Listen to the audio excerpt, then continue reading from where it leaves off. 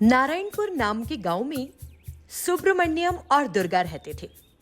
शादी के 10 साल बाद भी उन्हें कोई संतान नहीं हुई थी।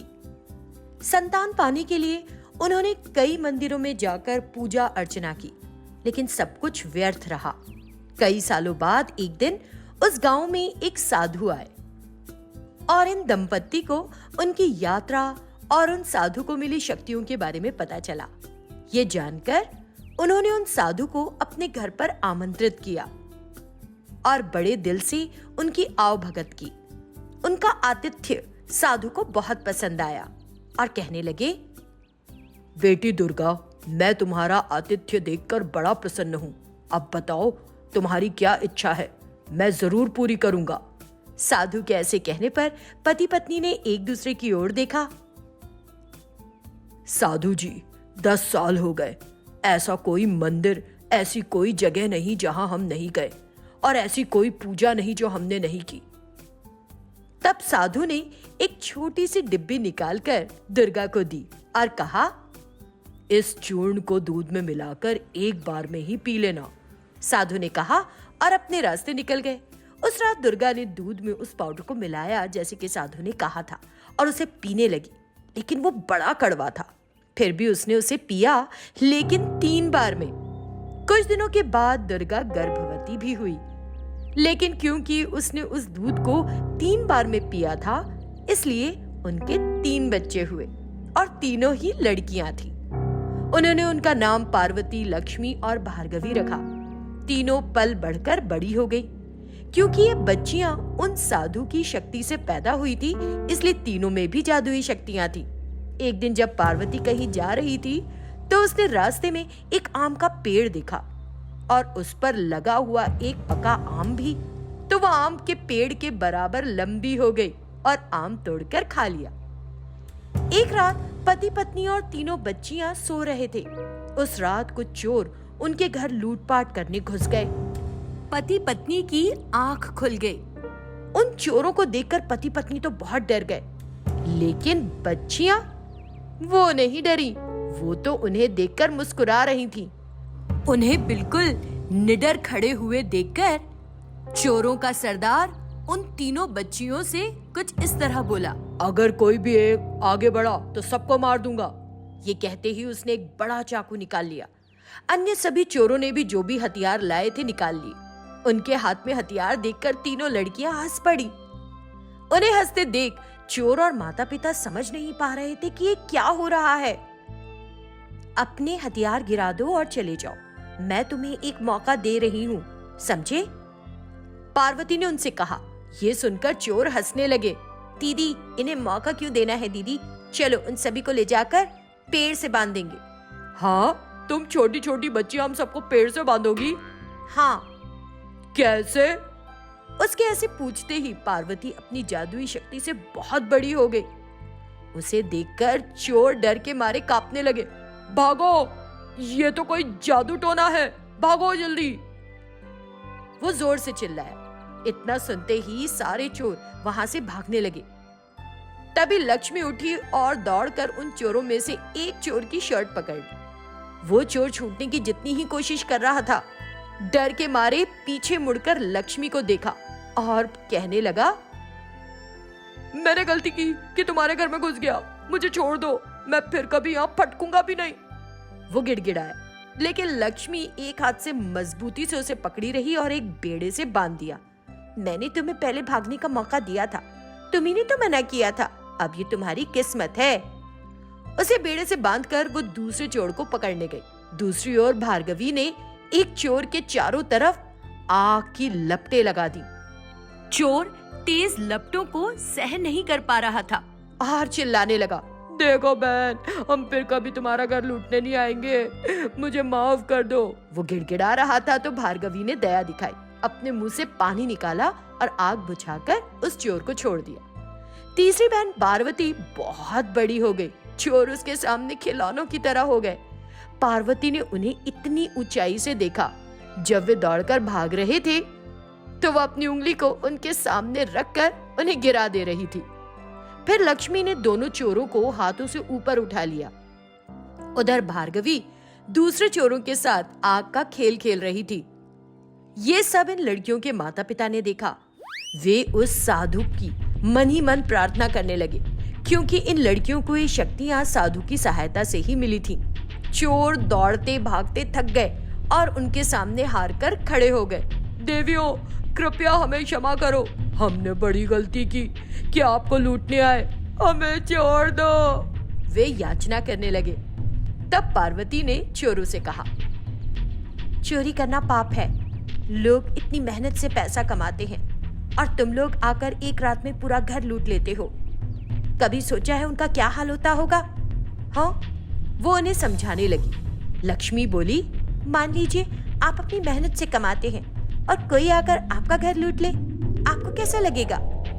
तुम्हें सिर्फ यही नहीं, आज के बाद कहीं भी चोरी नहीं करनी है। धन कमाना है तो उसके लिए मेहनत करो, तभी संतुष्टि मिलेगी तुम सबको। और उन्हें नैतिकता का पाठ पढ़ाया। उन सब ने सुना और कहने लगे, हम फिर कभी लूटमार नहीं करेंगे। आप तीनों ने हमारी आंखें खोलने में मदद की। आप तो स्वर्ग की देवी की तरह हैं। उन्होंने वादा किया और वहां से चले गए। उन चोरों ने अपनी लूट रोक दी और सच में मेहनत करने लगे। ये खबर पूरे नारायणपुर में फैल गई और तब से जब भी किसी के घर में कोई तकलीफ होती तो वे उन तीनों लड़कियों के पास जाकर बताते और उसका हल पाकर घर लौट जाते। धर्मपुरी गांव में वेंकट और लक्ष्मी नाम के एक दंपत्ति रहते थे। उनके दरवाजे जो कोई भी आता वो उसे कभी खाली हाथ नहीं भेजते थे और इसी वजह से उनका उस गांव में बड़ा अच्छा नाम था। उनका एक बेटा था जिसका नाम था राजू। वो बड़ा आलसी था और कोई काम नहीं करता था। राजू, जरा जाना बाजार से कुछ सब्जियां ले आ। राजू ने झट से बहाना बनाया, माँ मैं पढ़ रहा हूँ, मुझे कोई काम मत बताना। दरअसल वो तो सो रहा था, लेकिन उसने झूठ बोला ये देखकर। अरे ये तो सो रहा है, जब भी देखूं सोना सोना। लक्ष्मी ने मनी मन उल्हाना दिया और खुद जाकर सब्जी ले आई। मुझे लगता है कि ये लड़का बदल सकता है अगर इसकी शादी कर दे। वो एक नंबर का आलसी है, कौन देगा उसे लड़की।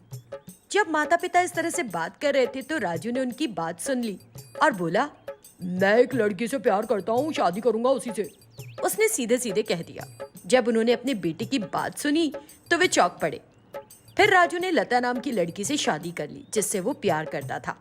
अपने बेटे की शादी के मौके पर वेंकट गांव के लोगों को कपड़े बांट रहे थे। उन्हें ऐसा करते देख उनकी बहू लता ने कहा, क्या ससुर जी, अगर आपने इस तरह बांटना जारी रखा तो घर खाली कर देंगे, फिर हमारे पास खाने के लिए भी नहीं होगा। ये बात उसने वहां खड़े ग्रामीणों के सामने कह दी। जब उन्होंने सुना तो वे सब वहां से चले गए। वेंकट को बुरा लगा। शादी हो गई थी लेकिन तब भी राजू कोई काम नहीं कर रहा था। राजू, अब तो कम से कम कुछ काम कर, हमारे खेते जाकर उन्हीं की देखभाल कर। ये मत भूल तेरी शादी हो गई। ठीक है माँ, उसने कहा और फिर से अपने बेडरूम में गया और जाकर सो गया। एक तरफ बेटा है आलसी और दूसरी तरफ पत्नी बेहद कंजूस, आखिर करे तो क्या। उसे उनके हालात देखकर बहुत बुरा लग रहा था। तुम ज्यादा मत सोचो, ईश्वर हर बात का ध्यान रखेंगे, तुम फिक्र मत करो। कुछ दिनों बाद जब लता ने देखा कि उसके सास ससुर बड़े उदार हैं, तो वो और भी कंजूस हो गई। एक दिन एक पड़ोसन लता के पास आई तो, दीदी हमारे घर पर शक्कर खत्म हो गई, थोड़ी दे दोगी क्या? अरे इस घर का चूल्हा मुफ्त में चलता है क्या, आ जाती हो मांगने। उसने उस लड़की के मुंह पर ही दरवाजा बंद कर दिया। लता के कंजूस स्वभाव को देखकर लोगों ने वेंकट के घर आना बंद कर दिया। एक दिन लता को एक आइडिया आया। मेरे सास ससुर बड़े उदार मन के हैं और मेरा पति है बहुत आलसी, समझ नहीं आता मेरा जीवन कैसे चलेगा।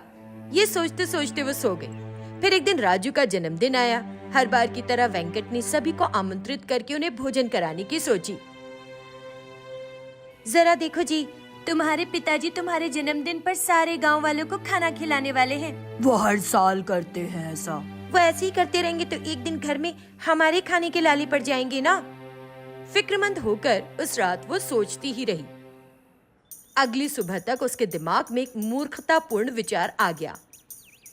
अगर हमें गांव के सभी लोगों के लिए भोजन की व्यवस्था करनी है तो घर में बहुत सारी सामग्री और चीजें आएंगी मैं बीच बीच में जाकर आधी सामग्री और चीजें ले लूंगी और उन्हें बेच दूंगी। देखो मैंने कितने पते की बात सोची। उस समारोह के लिए बहुत सारी सामग्री आई, उसमें से आधी सामग्री लता ने बेच दी। इस तरह उसने कमाया हुआ पैसा लॉकर में छिपा दिया और इस बात का किसी को पता नहीं चला। एक दिन लता ने घर में रखी एक पुश्तैनी चीज भी उठा ली और उसे जाकर एक दुकान में बेचना चाहा। वो जिस दुकान पर गई, भाई साहब कितनी कीमत होगी इसकी? जरा इसे देखो और बताओ। ये तो वेंकट की पुश्तैनी संपत्ति है, मैं इसे नहीं खरीदूंगा, तुम चाहो तो पैसा ले लो मुझसे, दुकानदार ने कहा। फिर ये खबर जंगल की आग की तरह पूरे गांव में फैल गई और लक्ष्मी के कानों में भी पड़ी। देखो इसकी हिम्मत कितनी बढ़ गई, हे भगवान इसे सबक सिखा। वो भगवान से प्रार्थना करने लगी। उसी दिन एक व्यापारी उनके शहर में आ गया। जब लता को उस बिजनेसमैन के बारे में पता चला तो वो उसके पास गई और बहुत सारी चीजों की कीमत के बारे में पूछने लगी। तुम अपने घर की जो भी चीजें बता रही हो उनकी बाजार में बड़ी मांग है, मैं तुम्हें एक बड़ी रकम दूंगा। लता जोश में आ गई और घर से सारी चीजें ले आई, साथ ही पुश्तैनी संपत्ति की चीजें भी, और लाकर उस आदमी के सामने रखी। अभी मेरे पास इतना पैसा नहीं है, तुम इन चीजों को यहीं छोड़ दो, इन सब का पैसा तुम्हें कल दे दूंगा, मैं पक्का दे दूंगा। उसकी बात सुनकर ठीक है बाबूजी। उस पूरी रात लता को नींद नहीं आई। कल सुबह मेरे पास ढेर सारा पैसा होगा। इस तरह वो अमीर होने के ख्याली पुलाव बना रही थी और सोने और बहुत सारे पैसे वाली एक अलमीरा के बारे में सपना देख रही थी। अगले दिन सुबह जब वो दुकान पर गई तो उस पर ताला लगा था। वहां से निकल रहे एक आदमी से उसने पूछा, ये कहाँ गया? ओह, तुम नहीं जानती, वो दुकान बंद करके चला गया। जब उस आदमी ने ऐसा कहा तो पूजा को जैसे चक्कर सा आ गया। उसकी तबीयत बहुत बिगड़ गई। उसकी हालत देखकर राजू उसे अस्पताल ले गया। राजू, अब से इसे कोई काम नहीं करने देना, अगर लापरवाही की तो उसके लिए बहुत नुकसानदेह होगा, ठीक है ना? ठीक है डॉक्टर। उस दिन से राजू ने अपना आलस छोड़ दिया और लता की देखभाल करने लगा। राजू के स्वभाव में आए इस बदलाव को देखकर राजू के माता पिता बड़े खुश हुए। एक दिन डॉक्टर ने राजू और लता से कहा, आपकी पत्नी की हालत ठीक नहीं है, हमें उनका तुरंत ऑपरेशन करने की जरूरत है, इसके लिए आपको पैसे भरने होंगे जितनी जल्दी हो सके, डॉक्टर ने कहा। लेकिन लता के पास ऑपरेशन के लिए पैसे नहीं थे और न राजू के पास। तब गांव के कुछ लोग पैसा इकट्ठा करके लाए और उन्हीं पैसों से लता का ऑपरेशन किया गया। बाद में जब उसे पता चला कि गांव वालों ने उसके लिए क्या किया है तो उनसे कहे कड़वे शब्द उसे याद आए। उस दिन के बाद से उसने कभी किसी को खाली हाथ नहीं भेजा। उसके इस बदले स्वभाव की न सिर्फ ससुराल वालों ने बल्कि पूरे गांव वालों ने सराहना की। धोखा देकर चले जाने वाला व्यापारी कोई और नहीं बल्कि लक्ष्मी का बड़ा भाई था। लता को सबक सिखाने के लिए लक्ष्मी ने ही अपने भाई से नाटक खेलने के लिए कहा था। उसका प्रभाव ये पड़ा कि सिर्फ लता ही नहीं बल्कि राजू भी एक अच्छा इंसान बन गया। फिर उन दंपत्ति के लिए कोई समस्या नहीं रह गई और वो आराम से रहने लगे।